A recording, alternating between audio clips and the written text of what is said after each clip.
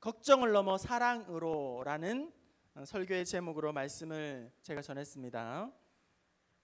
그 말씀과 오늘을 연결되어지는 연장선상에서 되어 있는 말씀인데요, 지난 주일날 전했던 제 말씀을 잠깐 요약해서 말씀을 드리면, 오늘 이 나라를 걱정하는 사람들이 참 많습니다. 대내적으로 대외적으로 여러 가지 어려움들, 여기저기에서 나라를 걱정하고 염려하고 또 우려하는 목소리들이 막 쏟아지고 터져 나오고 있는 이때입니다. 그런데 이 나라를 걱정하는 것에 대한, 이 나라에 대한 걱정을 가만히 제가 지켜보면서, 걱정을 하면서 잘잘못에 대한 지적이 일색이라는 거예요. 지적일색이라는 거죠. 맹목적인 비난이 너무너무 많고 또 자기 주장을 들 뿐이라는 거예요. 그래서 나라에 문제가 많다, 걱정이다, 위기다, 큰일 났다, 이러다가 나라 망하는 거 아니냐, 이게 잘못됐다, 저게 틀렸다, 뭐가 잘못됐다, 심각하다, 답답하다, 큰일 났다, 이런 걱정과 우려와 염려를 하는 사람들은 넘치고 있는데, 비난하는 사람, 잘못을 지적하는 사람들은 너무너무 많은데 나라를 정말 사랑하는 사람들은 많지 않더라 하는 것이죠. 느헤미야는 민족의 고통을 그리고 당면한 위기 앞에서 단지 걱정만 하고 있는 것이 아니라 걱정을 넘어서, 염려를 넘어서 사랑을 했고, 나라를 사랑했고, 그 사랑은 어떻게? 기도로 나타냈다는 거예요. 기도로 증명이 되었다는 거죠.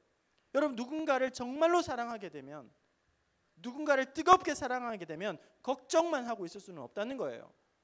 걱정만 하고 있는 것은 아직 덜 사랑하기 때문이라는 거예요. 사랑하는 사람이 있어요. 너무너무 사랑하고 아끼는 사람이에요. 곁길로 갑니다. 걱정만 하고 있을 수 없어요.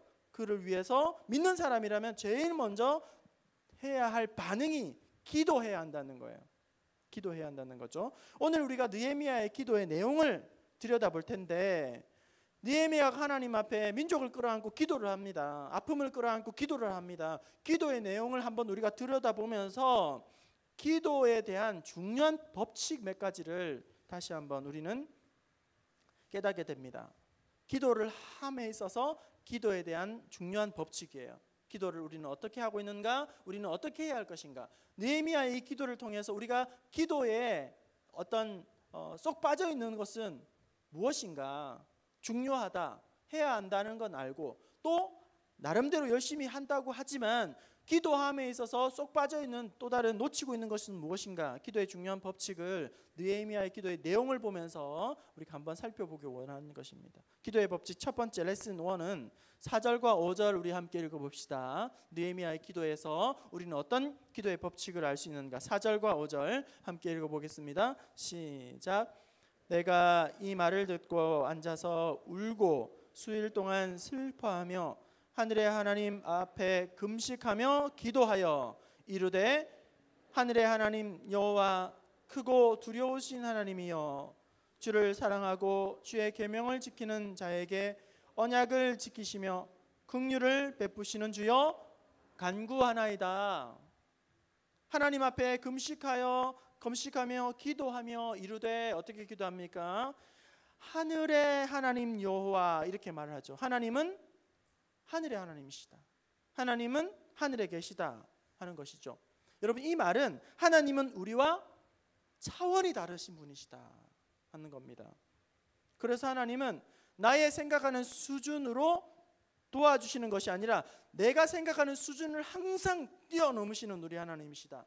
내가 기대하는, 내가 생각하는, 내가 계획하는 그런 차원과 완전히 다른 방식으로 우리 하나님은 얼마든지 일하시고 역사하시는 분이시다. 하나님의 계획과 섭리는 참으로 놀랍다. 언제나 우리의 상상력을, 우리의 생각을 뛰어넘으시는 놀라우신 하나님이시다.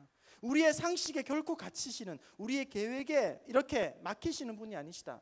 우리가 생각했던, 우리가 준비했던, 계획했던 것보다 우리 하나님은 놀랍도록 높은, 완전한 다른 차원에서 일하시고 역사하시는 분이시다. 이스라엘 백성들이 출애굽하고 홍해 바다 앞으로 이렇게 몰리게 되는 것이죠. 사방에 이제 막혀 있고 아픈 강으로, 뒤에는 애굽의 군대가 이제 죽이겠다고 달려들 때에 하나님께서 그 홍해 바다 밑에 길을 숨겨 놓았을 거라고 누가 생각이라도 했겠습니까? 바다 밑에 길을 예비해 놓으시리라고 누가 생각을 했겠습니까? 하나님 놀랍도록 일을 하시는 것이죠. 베드로가 자기의 계획과 생각과 경험을 다 동원해서 밤새도록 그물을 던졌지만 한 마리도 잡지 못하는 처절한 실패를 경험하게 됩니다. 지독한 실패를 경험하게 되었던 것이죠. 그러면서 놀라운 방법으로 우리 하나님께서 우리 주님의 말씀대로 순종하면서 반전이 일어나게 되는 것이죠. 이번에 안동 단호교회에 우리 농어촌 단기선교팀이 다녀왔습니다.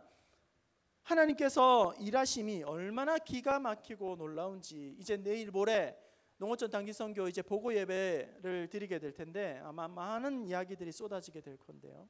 참으로 말로 설명할 수 없는 일들이 하나님께서 어떻게 역사하시는지를 보는, 그리고 오늘 캄보디아 해외 단기선교팀이 사역의 일정을 잘 마무리하고 도착을 했어요. 마찬가지예요. 참 놀랍다.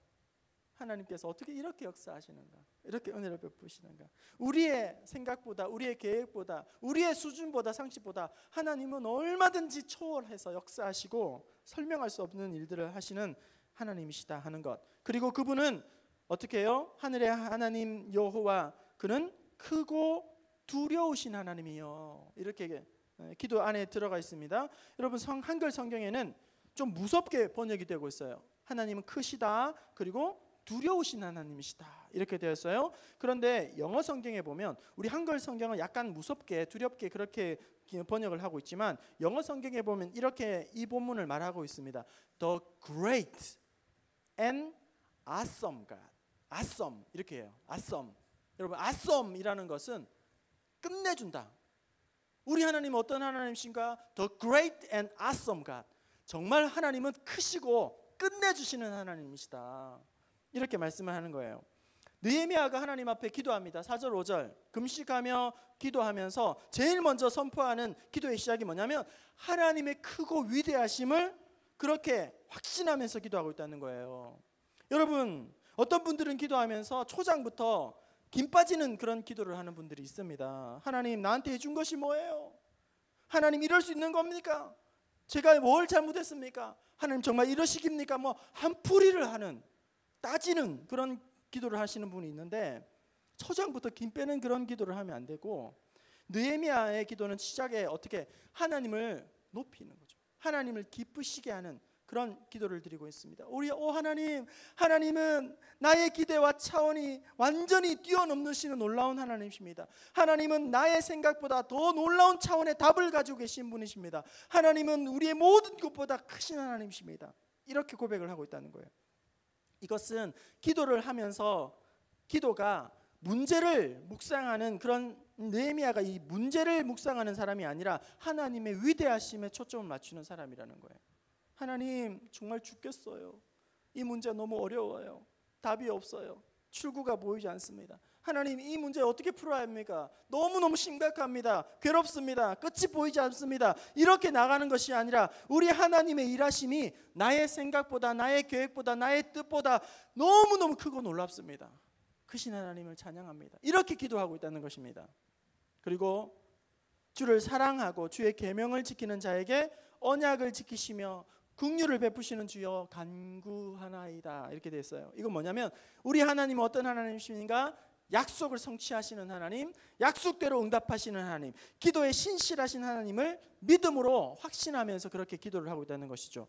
마태복음 21장 22절 너희가 기도할 때에 무엇이든지 믿고 구한 것은 다 받으리라 하시니라.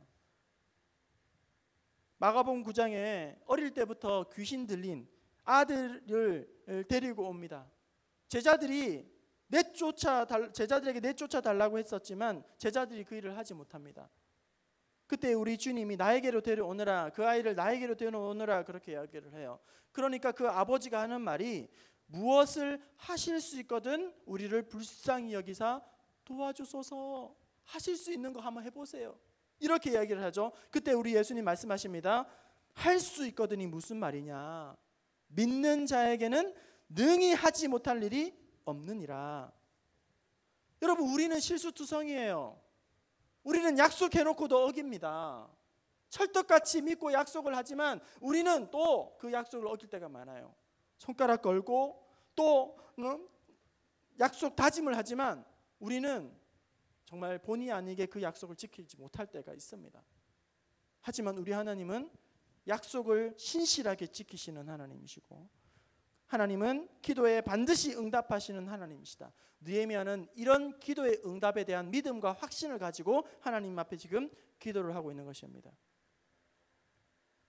느헤미야의 첫 번째 기도의 레슨은 하나님을 크고 위대하심을 확신하고 인정하며 높이며 그렇게 하나님 앞에 믿음으로 기도하고 있다는 사실.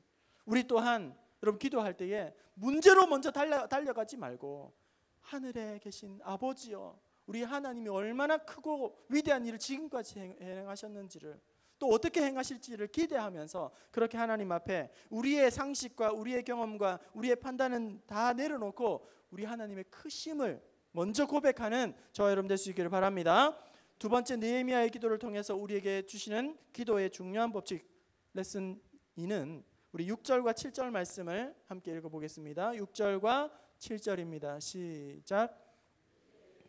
주의 종들인 이스라엘 자손을 위하여 주야로 기도하오며 우리 이스라엘 자손이 주께 범죄한 죄들을 자복하오니 주는 귀를 기울이시며 눈을 여시사 종의 기도를 들으시옵소서.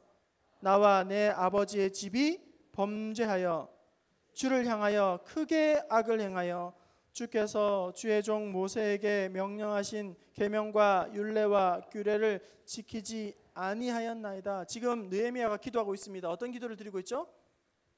어떤 기도를 하고 있죠? 회개 기도를 하고 있다는 사실입니다. 회개 기도를 하고 있는 것입니다. 느헤미야가 하나님, 우리 민족이 왜 뭘 잘못했나요? 왜 이러는 겁니까? 왜 이런 고생을 시키는 것이죠? 그렇게 기도를 하고 있는 것이 아니라 우리가 범죄하였습니다. 죄를 자복합니다. 죄를 철저하게 인정한다는 것입니다. 여러분, 영적으로 성숙하고 깊은 사람은 항상 참회록을 쓴다는 거예요. 절절하게 회개하기 시작하는 것이죠. 사도 바울이 로마서 5장 20절에 죄가 더한 곳에 은혜가 더욱 넘쳤나니 이렇게 말합니다. 죄가 더한 곳에 은혜가 더욱 넘쳤나니, 이 말은 여러분 그렇기 때문에 은혜를 더 많이 받기 위해서는 더 많은 죄를 지어야 한다, 더 큰 죄를 지어야 한다, 그런 의미가 아니라 죄의 크기와 내용과 그리고 많고 적음의 문제가 아니라 죄에 대한 처절한 절박한 깨달음의 깊이가 은혜의 크기를 결정한다는 거예요. 은혜를 많이 받으려면 더 큰 죄를 지어야 돼. 정말 더 큰 죄를 지어야 돼. 이게 아니라 은혜에 대한 얼마나 민감하느냐가 하나님의 은혜를 받는 것에 결정을 한다는 거예요. 느헤미야가 지금 그렇게 하나님 앞에 죄를 고백하고 있습니다. 그런데 여러분 보세요. 이거 사실 이게 느헤미야의 죄가 아니에요. 느헤미야의 잘못이 아닙니다. 그들의 선조들의 죄입니다. 정확하게 말하면 느헤미야는 빠져나가도 되는 죄예요. 느헤미야는 아직 태어나기도 전에 그들의 조상이 여호와 하나님 앞에 목전에서 악을 행하였으므로 말미암아 북이스라엘은 아수르에게 망하고 남유다는 바벨론에게 망하게 되는 거예요. 그러면서 나라가 큰 환난을 당하게 되고 능욕을 당하게 되고 성문은 불타버리고 그렇게 허물어지게 되는 거예요. 그런데 느헤미야가 하나님 앞에 기도합니다. 어떻게 기도합니까? 우리의 조상이 잘못해서 그렇습니다. 조상 잘못 만난 탓에 우리가 이렇게 고생하고 있지 않습니까? 왜 우리가 뭘 잘못했습니까? 이렇게 기도하는 것이 아니라 그 나라의 아픔과 민족의 아픔을 자기의 죄로 받아들이고 인식하면서 그것을 동일시하면서 회개 기도를 하고 있다는 것입니다. 예를 들면 이런 거예요. 지금 한국 교회가 세상의 사람들에게 엄청난 욕을 많이 비판을 듣고 있지 않습니까? 그런 가운데에 나 자신도 한국 교회 성도의 한 사람이면서 교회가 욕을 이렇게 막 하는 부분에 대해서 마치 남 이야기하듯이 남 일처럼 그렇게 하면 안 된다는 거예요. 하나님, 내가 죄인입니다. 한국 교회가 이렇게 됐는 데는 나 또한 드러나지 않았지만 일조한 사람입니다. 목사로서 회개합니다. 장로로서 하나님 회개합니다. 집사로서 회개합니다. 성도로서 하나님 회개합니다. 내가 세상 속에서 하나님의 영광을 떨어뜨렸습니다. 하나님, 한국교회가 이렇게 된 것 하나님, 저도 일조했습니다. 그렇게 하나님 앞에 엎드려야 된다는 거예요. 나는 잘못이 없다, 나는 아무 상관없어, 이렇게 하나님 앞에 기도하는 것이 아니라 그것을 내가 품고 끌어안고 하나님 앞에 기도할 수 있어야 한다는 것입니다. 우리 한번 따라서 하겠습니다. 교회의 영광 나의 영광, 교회의 수치 나의 수치. 교회의 영광이 나의 영광이고 교회의 수치가 나의 수치인 거예요. 그것과 분리시켜가지고 나는 아무런 문제 없는 것처럼, 나는 아무런 잘못 없는 것처럼, 나는 아무런 상관없는 것처럼 그렇게 함께 편승해서 교회를 욕하고 비난하고 그렇게 하는 것은 안 된다는 거죠. 느헤미야가 하나님 앞에 기도합니다. 하늘의 크신 하나님이시여, 나의 차원을 뛰어넘는 놀라우신 하나님이시여, 나의 죄를 용서해 주시고 이 땅을 하나님 새롭게 하여 주시고 회복시켜 주시옵소서. 여러분의 가정을 어떻게 하면 하나님께서 회복시켜 주실까요? 어떻게 하면 되겠습니까? 나는 가만히 있고 내 가족들만 다 바뀌면 되겠죠? 나는 안 변하고 우리 식구들만 다 바뀌면 우리 가정 괜찮아지겠죠? 우리 교회 어떻게 하면 하나님께서 귀하게 쓰임받고 새롭게 설 수 있을까요? 나는 안 바뀌고 성도들 다 바뀌면 되겠죠? 그것이 아니라 성도들이 다 안 바뀌어도 내가 바뀌면 되는 거예요. 내가 뒤집어지면 우리 교회 뒤집어질 줄 믿습니다. 느헤미야가 그런 기도를 하나님 앞에 드리고 있는 것이죠. 마지막으로 느헤미야가 드린 기도를 통해서 우리가 발견하는 중요한 기도의 법칙 세 번째는 우리 11절을 함께 읽어봅시다. 11절입니다. 시작. 주여 구하오니 기울이사 종의 기도와 주의 이름을 경외하기를 기뻐하는 종들의 기도를 들으시고 오늘 종이 형통하여 이 사람들 앞에서 은혜를 입게 하옵소서 하였나니 그때에 내가 왕의 술관원이 되었느니라. 어떻게 기도하고 있습니까? 기뻐하는 종들의 기도를 들으시고, 여러분 종들의 기도를 들으시고 이렇게 말을 하는 거죠. 느헤미야 외에도 많은 사람들이 기도를 함께 하고 있었다는 사실을 우리는 발견하게 됩니다. 여러분 느헤미야가 대단하죠. 그렇지만 느헤미야가 독불 장군처럼 혼자서 그렇게 기도하면서 이 일을 처리하고 있지 않다는 거예요. 혼자서 슈퍼맨이 되어서 슈퍼스타처럼 그렇게 기도를 하고 있지 않다는 거예요. 기뻐하시는 종들의 기도를 들으시고 함께 마음을 모아서 합심으로 하나님 앞에 기도하고 있는 것입니다. 이 아픔을 혼자서 끌어안고 하나님 앞에 기도하는 것이 아니라 기도의 연합전선을 펼치고 있다는 것입니다. 여러분 우리가 혼자서 하나님 앞에 기도할 수 있어요. 하나님 또 응답하십니다. 하지만 우리가 함께 기도할 때에 더욱 뜨겁고 더욱 강력하게 성령께서 역사해 주실 줄 믿습니다. 함께 기도할 때에 그 기도의 불이 나로부터 주위로 계속 번져나가게 되는 거예요. 여러분 같이 가면 병든 다리도 끌려간다, 같이 간다, 그런 말들이 있어요. 혼자서 하게 되면 금방 하고자 하는 일들이 꺾이게 됩니다. 혼자서 하게 되면 금방 무너지게 됩니다. 혼자서 하게 되면 금방 한계에 부딪히게 됩니다. 혼자서 하는 열심은 그리 오래 가지 못합니다. 하지만 함께 이 열심에 동참하면 마치 장작불이 함께 어우러져서 큰 불을 이루는 것처럼 우리가 한 사람 한 사람의 기도도 귀하지만 합심하여 하나님 앞에 기도하면 하나님께서 놀랍게 은혜를 베풀어 주실 줄로 믿습니다. 함께 해야 돼요. 함께 해야 돼요. 함께 하면 하나님께서 놀랍게 역사하십니다. 그리고 또 어떻게 기도하고 있습니까? 오늘 종이 형통하여 이 사람들 앞에서 은혜를 입게 하옵소서, 은혜를 입게 하옵소서, 이렇게 기도합니다. 여러분 보세요. 종이 형통해야겠고 또 특별히 이 사람의 은혜를 입어야 하겠습니다. 종이 형통해야겠다고 하는 것은 느헤미야 자신을 이야기하는 거예요. 하나님 저를 형통케 하여 주셔야겠습니다. 그리고 또 이 사람에게 은혜를 입어야 하겠습니다. 이거 누구죠? 이 사람 은혜를 입어야 되는 사람 누구죠? 바로 임금 왕이라는 거예요. 페르시아 왕에게 자기가 은혜를 입어야 된다는 거예요. 먼저 이렇게 고백합니다. 하나님 나에게 형통을 허락하여 주옵소서. 그때에 내가 왕의 술 관원이 되었느니라. 여러분, 이 술관원에 대한 이야기를 제가 말씀을 드렸죠. 술관원은 그냥 서빙하는 웨이터, 바텐더가 아니라고 말씀을 드렸습니다. 왕을 그림자처럼 수행하는 실세 중에 실세이고, 그런 이 귀한 높은 지위에 있는 이 느헤미야가 출신은 포로의 출신이잖아요, 그죠? 그런데 포로 출신에서 이렇게 왕의 직은에서 신뢰를 받는 이런 신하가 되기까지는 하루아침에 되어진 것이 결코 아니라는 거예요. 그냥 요행수를 발해서 되는 것이 아니라는 것이죠. 많은 견제와 도전과 방해와 시기를 다 뚫고 나갈 정도로 그는 아주 신실했고 아주 충성스럽고 자기 맡은 일에 아주 인정을 받는 그런 사람이었다는 거예요. 오늘 종이 형통하여, 여러분, 우리 각자가 형통해야 다른 사람을 형통하게 만들 수가 있는 거예요. 우리 자신이 형통을 해야, 그런 거죠. 내가 건강을 해야 다른 사람의 짐을 짊어져 줄 수가 있는 거예요. 그것이 내가 뭔가 결핍되어 있으면 다른 사람들에게 필요를 채울 수가 없는 거예요. 그것이 물질적인 것만이 아니라 건강적인 것도 그렇고 정서적인 것도 그렇고 내 안에 뭔가 가득가득 채워져야지만, 내가 형통해야지만 다른 사람을 돌아볼 수 있고 다른 사람을 섬길 수 있는 여력이 생긴다는 거예요. 느헤미야가 제일 먼저 어떻게 기도합니까? 형통함을 하나님 나에게 허락하여 주옵소서. 우리의 자녀들이, 여러분의 가정이 형통해야 할 이유가 무엇입니까? 그냥 남부럽지 않게 그렇게 살아가는 것이 하나님 주신 형통의 비밀이 아니라, 내가 하나님 앞에서 형통함을 입어야지만 그 형통함으로 다른 사람들을 섬길 수 있기 때문이에요. 더 잘 섬길 수 있기 때문이죠. 먼저 느헤미야가 기도합니다. 종을 형통하게 하여 주옵시고, 그 다음에 이 사람으로 하여금 은혜를 입게 하여 주옵소서.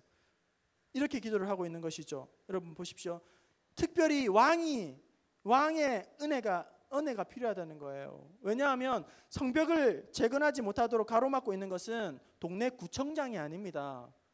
어떤 사람이 동네 구청장에게 민원을 넣어서 그 구청장이 성벽을 못 막도록 그렇게 하는 것이 아니라, 이것은 왕이, 그러니까 지금 같으면 청와대까지 올라가서 왕이 안 된다고 이거 불허한 사안이라는 거예요. 이런 사안을 뒤집어 엎을 사람은 왕밖에 없기 때문에 이 문제는 결코 쉽게 해결할 수 없어서 왕의 은혜를 입지 않으면 안 된다는 거예요.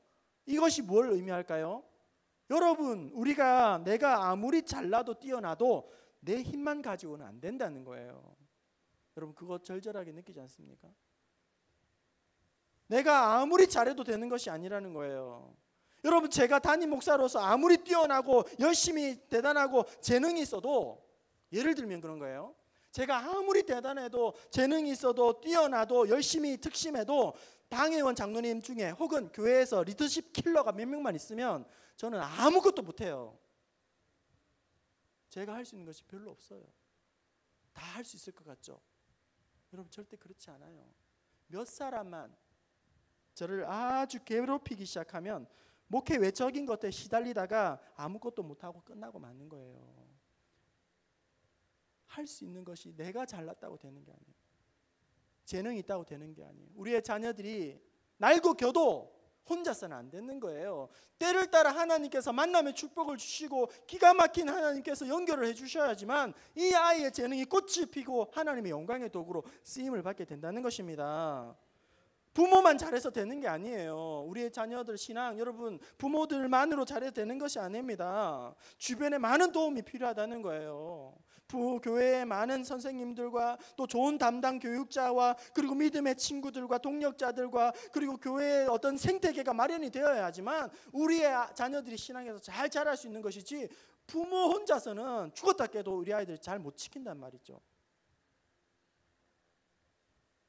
주위에서 만남의 축복이 씨줄과 날줄이 되어서 우리 아이들을 떠받쳐야지만 우리 아이들이 잘 이렇게 믿음으로 자라게 된다는 것입니다. 사도 바울이 일평생 동안 하나님의 일을 감당하면서 지치지 않았던 이유는 바울 사도 자체가 대단해서기도 하겠지만 바울 곁에는 얼마나 좋은 믿음의 동력자들이 많았는지 모른다는 거예요.